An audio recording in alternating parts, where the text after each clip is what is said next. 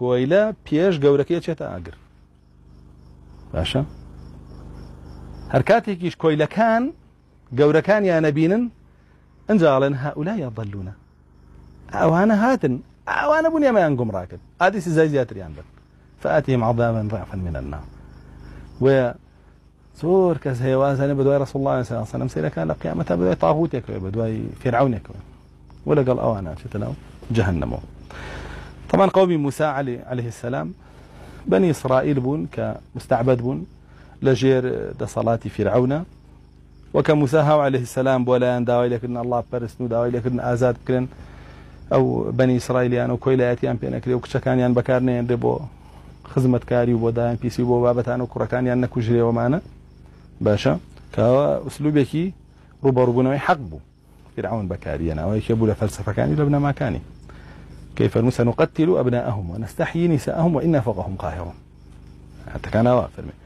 أو أبو فرعون أستالنا وقومك يا وتيشي وتي أليس لي ملك مصر وهذه الأنهار تجري من تحتي يا خالكينا أم مصر ملكي مني هموي أمولاتي مصر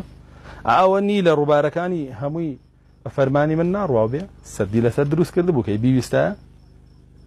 سدكي شي ليكرد قطع يكرا وكي تراو نام انا شو بو خوار وبو فقير وجارك بويوتي بفرماني من اجولته كواتا من خواتنا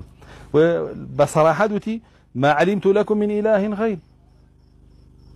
هيج خوايك نيه بو ايوج قال من ابي خواتي من قبول كانوا بس من برسن ابي خواتي البرسن رب العالمين وبقرا يوتشي ما أريكم إلا ما أرى وما أهديكم إلا سبيل الرشاد أو من بيتانا الله هذا وحق لا غيري أو منه هم بطالة أبي قصي من سرور به أبي دستور فاشلين وسيمانة وسرور به أو ياسا بريطاني فرنسي كينا وما نبوتان أبي وسرور به لو زياتر هيك تلا سرونية هيك تلا سرو ياسونية الله سبحانه وتعالى لسرو ياساتوي قرآن لسرو ياساتوي وياساك شيخ مش دير فيهم هيك حسابك يبونك